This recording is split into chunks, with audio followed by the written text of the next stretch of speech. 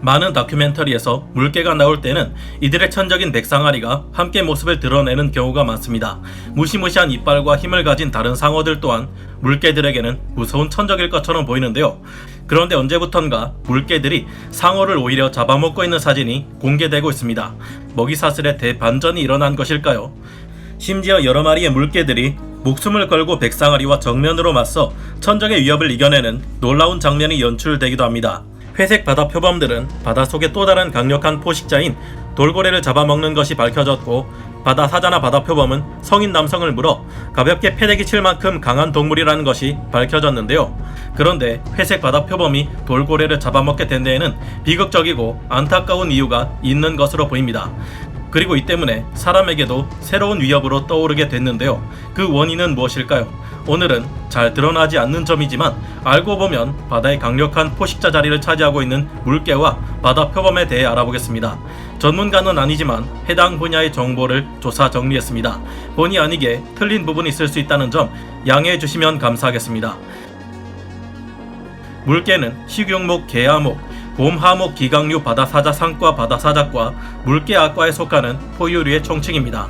물개들은 고래와 같은 수생 포유류이지만 고래와는 달리 4개의 다리를 가지고 있으며 이 다리를 이용해 물속에서 헤엄을 치고 육지에서 보행도 할 수 있는 동물인데요. 참고로 물개와 바다 표범이 비슷하게 생겨서 헷갈릴 수도 있는데, 육지에서 4발로 걸어다니면 물개이고 앞발로만 걸어다니며 배를 끌고 다니는 녀석들은 바다 표범입니다. 귓바퀴의 유무로도 구별할 수 있는데, 물개는 작은 귓바퀴가 겉으로 드러나 있는 반면 바다 표범은 겉으로 드러난 귓바퀴가 없습니다. 수영을 잘하는 사람을 두고 물개라고 부르는 경우를 자주 접해보셨을 겁니다.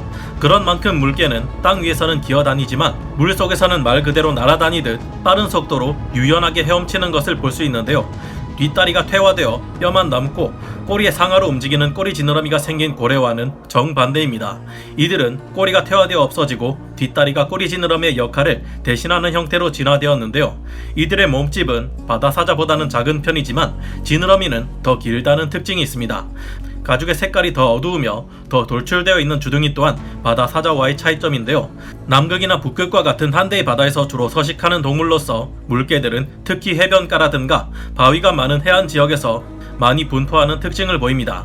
이들의 주식은 물고기이지만 그 외에도 크릴이나 오징어, 해파리 등을 잡아먹기도 하는데요. 천적으로는 거대한 백상아리와 범고래가 있습니다. 하지만 백상아리가 아니라면 이야기는 달라지는데요.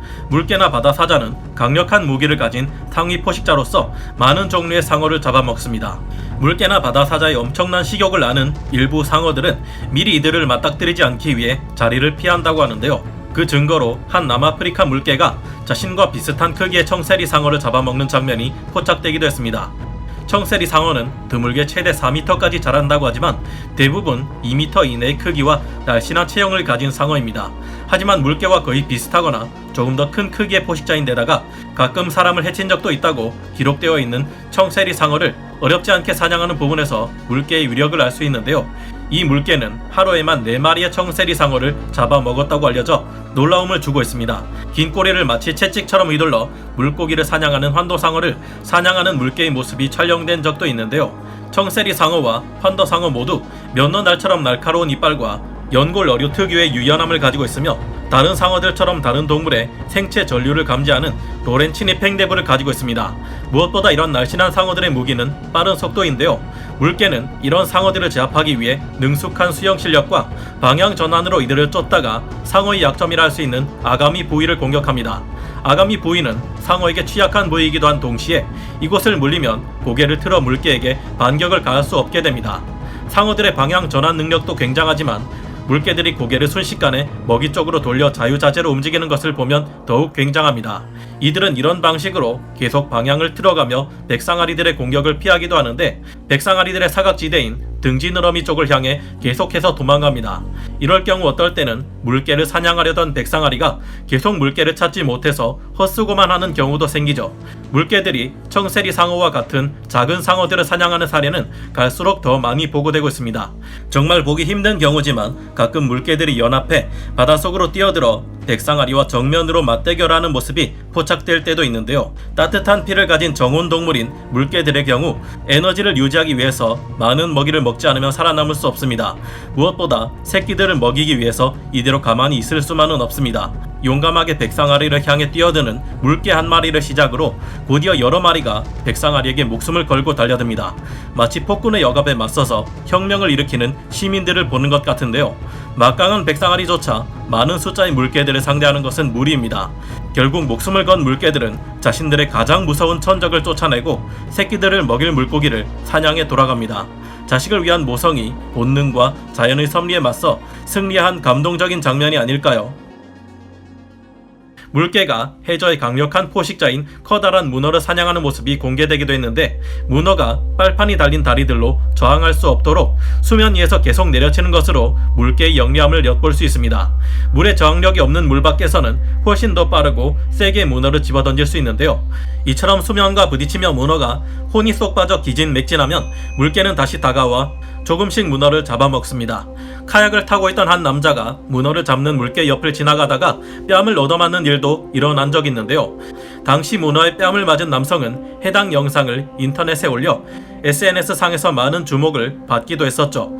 물개나 바다 표범들은 먹잇감의 저항을 줄이기 위해 이 같은 행동을 하기도 하지만 다른 이유 때문이기도 합니다. 이들은 식용목 포유류임에도 고기를 쉽게 분리시킬 수 있는 연육치가 없기 때문인데요. 이들은 연육치로 먹잇감을 잘라먹는 사자 같은 동물들과 달리 이빨로 먹잇감을 뜯어먹을 수 없기 때문에 악어처럼 먹이를 물고 거칠게 좌우로 흔들어 고기를 삼키기 좋은 크기로 분리해 거의 쉽지 않고 삼키는 것이라고 합니다.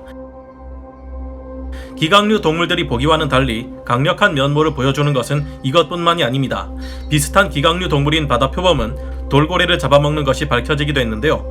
이들이 원래 이런 동물이었던 것인지는 확실치 않으나 이들이 돌고래를 잡아먹게 된 데는 안타까운 사연이 있다는 추측이 돌고 있습니다.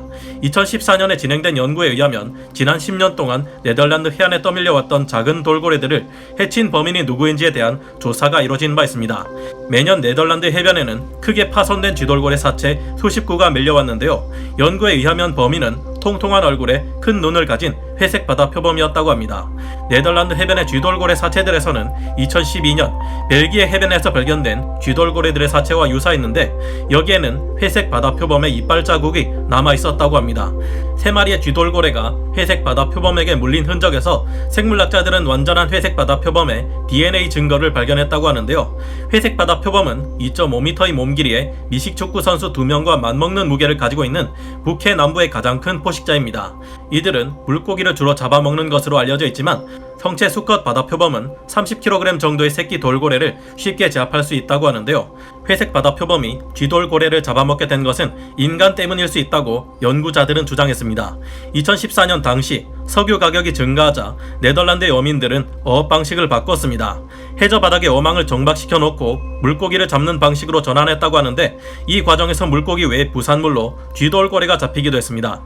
회색 바다 표범은 이 어망에서 물고기를 훔치는 것으로 알려져 있었는데, 돌고래는 물고기보다 훨씬 크고 더욱 많은 지방을 가지고 있어서 더 좋은 먹잇감이 되기에 충분합니다. 그물에 걸려 도망치기 어려운 어린 쥐돌고래들을 회색 바다 표범이 노리기 시작했고, 이때부터 회색 바다 표범은 쥐돌고래들을 잡아먹기 시작했다는 것인데요. 처음에는 해안가에 죽어있는 고래 사체를 먹기만 했던 회색 바다 표범들이 돌고래의 맛을 본 뒤 직접 사냥하기에 이르렀다는 주장도 있습니다. 회색 바다 표범에게 희생당한 대부분의 쥐돌고래들은 성체가 아닌 어린 돌고래들이며 몸집이 비교적 작은 것이 특징이라고 하는데요. 돌고래를 노리는 회색 바다 표범들은 주로 어린 쥐돌고래들이 해수면 근처에서 휴식을 취하고 있을 때 접근해 공격하는 것으로 알려져 있습니다. 회색 바다 표범과 쥐돌고래 모두 보호생물이기에 참 골치 아픈 상황입니다. 회색 바다 표범이 쥐돌고래와 같은 큰 해양 포유동물을 사냥한다는 점은 더욱 큰 문제를 야기할 수 있는데요. 바로 사람을 해칠 가능성이 생긴다는 것입니다. 네덜란드 해안 전역에서는 수영을 즐기는 사람들이나 서핑을 즐기는 서퍼들이 있는데요. 처음에도 말씀드렸지만 성체 회색 바다 표범 정도의 힘이면 성인 남성을 물어 쉽게 패대기 칠 수 있을 정도로 강한 힘을 가지고 있습니다. 회색 바다 표범에 대한 연구가 진행된 이후 전문가들은 네덜란드의 해안가에서 수영을 즐기거나 서핑을 하는 것을 주의하라고 경고했는데요. 서핑하는 사람을 물개나 바다 사자로 착각하는 백상아리 외에도 새로운 야생의 위협이 등장한 것입니다. 이것 또한 인간들로 인해 생겨난 재앙이라는 것을 보면 인간과 동물의 공존은 참 쉬운 것이 아니라는 생각이 들어 안타깝습니다. 이후 회색 바다 표범이 인간을 공격했다는 소식이 딱히 들려오지는 않지만 이보다 큰 얼룩무늬 물범의 경우 우리나라의 극지연구소에서 위험성을 지적하기도 했고 실제로 인간을 공격한 사례도 간혹 있다는 소문이 들리곤 하는데요. 물론 얼룩무늬 표범 또한 인간과의 접촉이 적은 편이고 일부러 사람을 공격하기보다 위협을 받았을 경우 자신을 지키기 위한 행동일 가능성이 더 크기는 합니다. 회색 바다 표범은 다른 종류의 동물이지만 충분히 쥐돌고래를 잡아먹을 정도로 사납고 강한 힘을 가지고 있는 강력한 포식자이니만큼 서로가 서로를 조심하는 것이 좋겠습니다. 회색 바다 표범들이 그물을 찢고 기계를 망가뜨려 물고기가 안 잡힌다고 생각하는 사람들도 있어서 심각한 문제가 일어난 적도 있었는데요. 물개나 바다 표범들의 생활에 영향을 주지 않으면서도 경제적이고 효율적인 어업 방식이 개발되었으면 좋겠다는 생각이 듭니다. 사실 우리 인간이 과거 이들의 모피와 지방 때문에 이들을 대량으로 사냥해 20세기 초에는 멸종 위기까지 몰아간 적도 있었는데요. 그러니 이제는 이들의 생존을 위해 우리 인간이 양보할 때가 아닌가 생각해 보게 됩니다. 다음 시간에 다시 돌아오겠습니다. 감사합니다.